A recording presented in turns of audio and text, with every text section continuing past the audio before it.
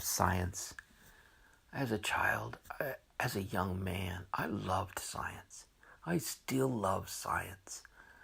You know, when I consider the universe and I look out on the stars and I imagine in my mind vast differences and galaxies and movement and explosions and lights of various colors and the mystery of it all, it thrills me. And when I look down at my feet and what I'm walking on, and I think there's universes beneath my feet. I'm just of the further you go away, up or down, there's organized, not randomness, but extraordinary, mysterious beauty, orbs of energy that, modern man, we've just barely scratched the surface of worlds, universes, within universes of just marvelous mystery. And there's an invitation, and our minds are hungry to explore and to find out.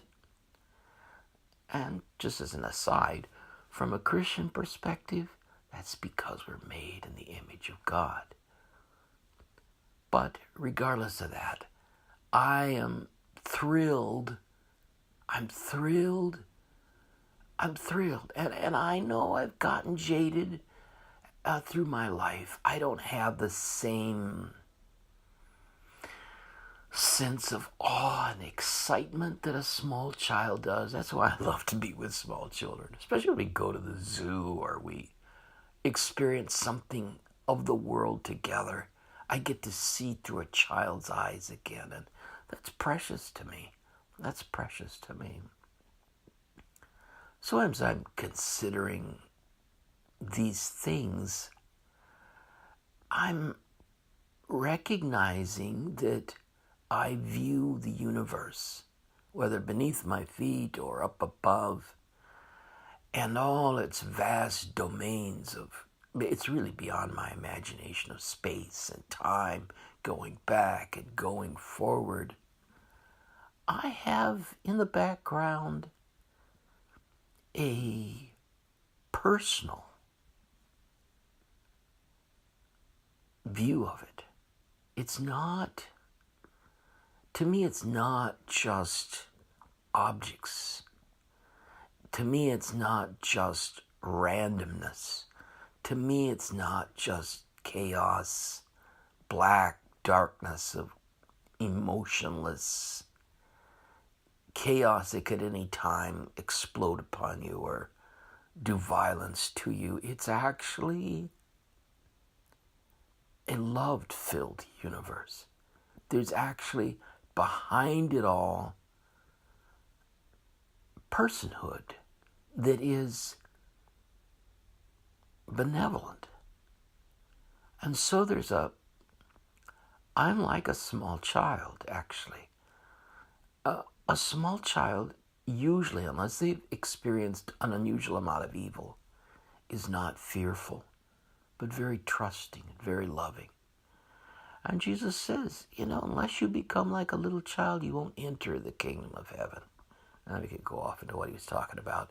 But anyway, that kind of heart and attitude is desirable to me.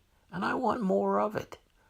I think this universe is so beautiful. I really like Carl Sagan in some ways. Because he, in some ways, I don't think that ever left him, that sense of awe and mystery that he had as a young scientific guy. And, frankly, I think his soul was somehow or another still at his death open and searching. Because if I remember right, he was very much into exploration for other beings, not just for cold, inert objects and chemistry and on an astronomer's scale, but for actually other beings in the universe. He was a big force in our society propelling us toward that because he was looking for something. He was looking for something personal. And at least that's my take on it. I don't know. That's speculation. But anyway, I can identify with him and others with just the vastness of the excitement of it all. But if there's no love behind it, if there's no person behind it, if the universe really is impersonal and we are just accidents going nowhere but to extinction, we're just transitory neurons, which is just purely physical. That's a different perspective of the universe. And as a small child, which I still am, that's not a pretty one. It's not a pretty one. Now, is it reality? Well, I don't know. But with those kinds of thoughts, my heart does not rejoice. I am not filled with delight or pleasure. Yeah, I'm filled with the beauty and the wonder. But why? Because my world's safe. Because somehow or another, some way, love's out there. The beauty and the order and the, I guess, safety of it all, even though there's evidence to the contrary as I get older especially. But as a small child looking out, when in the safety of my mom and my dad and my brothers and my sisters and my little family and others, grandma, and others beyond that, the world's a safe place. And it's a personal world. It's a world immersed in love. And so the beauty and the order I see is evidence for me of love. And it just thrills my soul. But as an adult, if I pull back and I think about that and I reflect on that, I realize that that is a faith of sorts. It's not.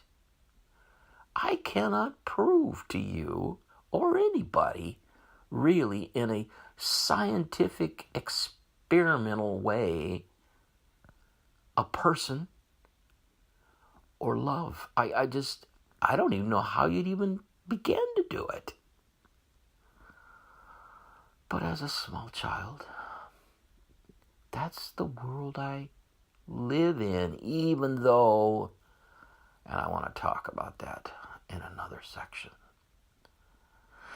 But as a small child who's not been raped by evil and whose eyes have not been fixated on evil, that's not had roaming persons who are filled with evil and evil intent, not having seen that, the world's a beautiful place and it's exciting and I feel safe and I see and feel love in it.